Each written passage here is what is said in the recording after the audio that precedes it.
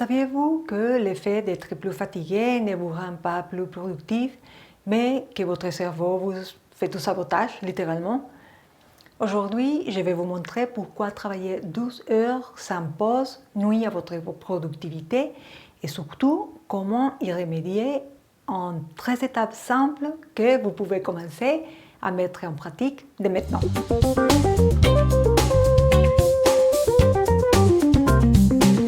Ce n'est pas mon opinion, c'est de la neuroscience et dans les 7 prochaines minutes, je vais vous expliquer exactement ce qui se passe dans votre tête lorsque vous pensez que travailler plus, c'est gagner plus.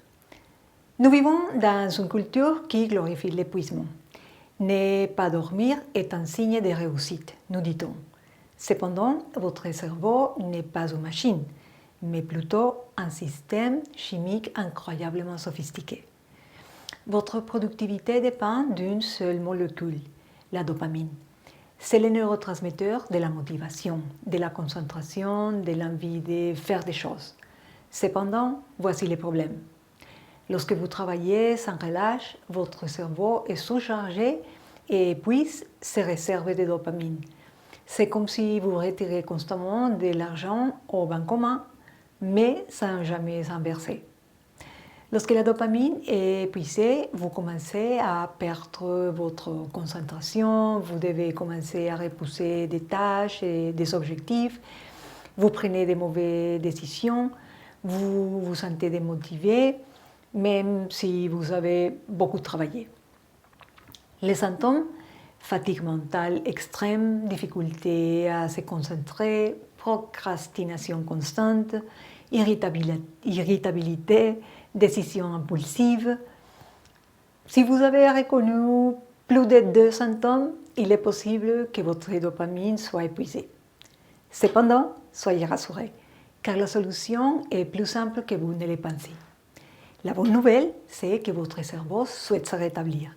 Il a simplement besoin de 3 éléments spécifiques et vous pouvez commencer à les mettre en pratique dès maintenant. Premièrement, un véritable repos. Pas se reposer en regardant le téléphone portable. Non, il s'agit d'un repos pendant lequel votre cerveau se débranche. Par exemple, lorsque vous sortez, vous promenez sans votre téléphone. Il existe d'autres activités que vous pouvez découvrir dans l'article complet dont les liens se trouvent dans la description de cette vidéo. Votre cerveau a simplement besoin de temps de repos pour recharger sa dopamine. C'est une question de biologie, pas un luxe. Deuxième pilier, l'activité physique.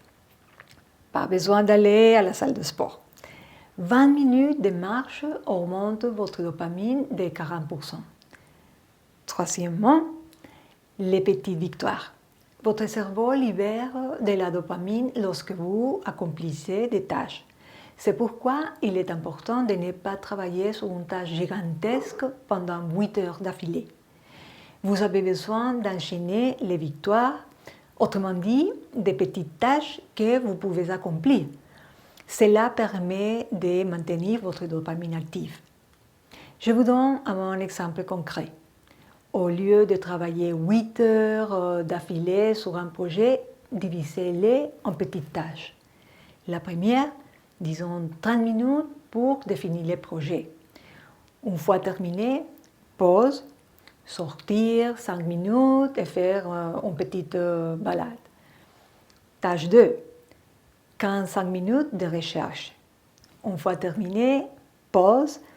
Cette fois-ci, il s'agit de s'éloigner de tout écran pendant 10 minutes.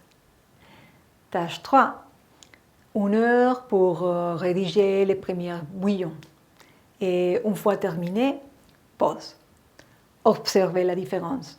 3 victoires en 2 heures.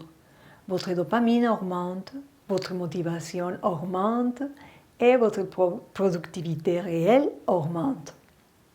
Cependant, il y a une explication scientifique à tout cela.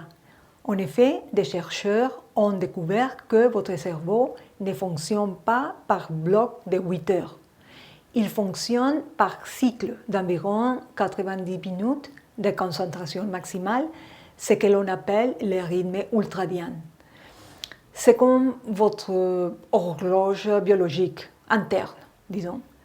Pendant les 90 premières minutes, votre cerveau est à sa capacité de concentration maximale.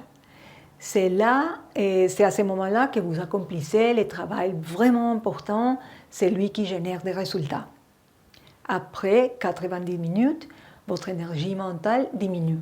C'est normal. Ce n'est pas une faiblesse de votre part. C'est ainsi que fonctionne notre biologie.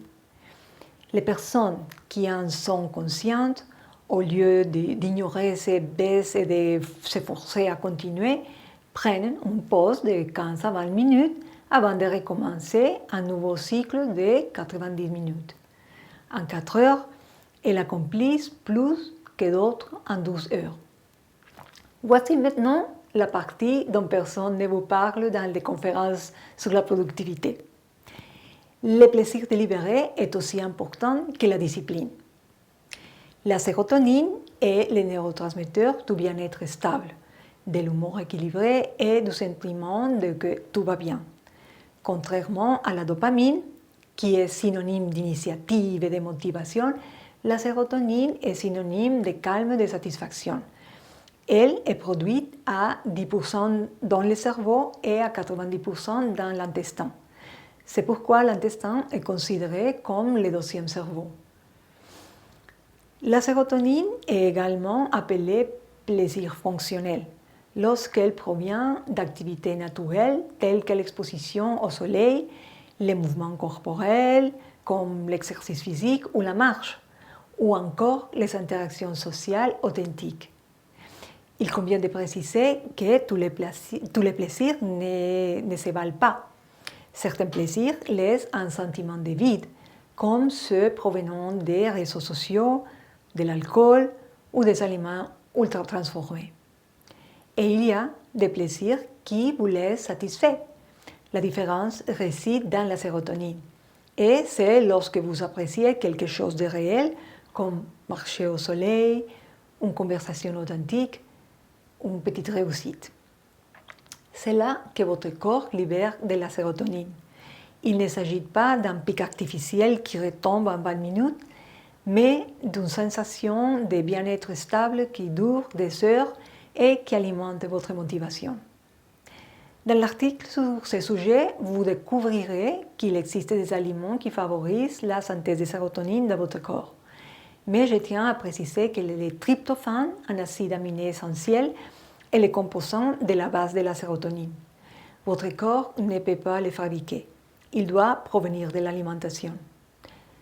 Je recommande souvent une consommation idéale de protéines et en effet, les aliments les plus riches en tryptophane sont les protéines.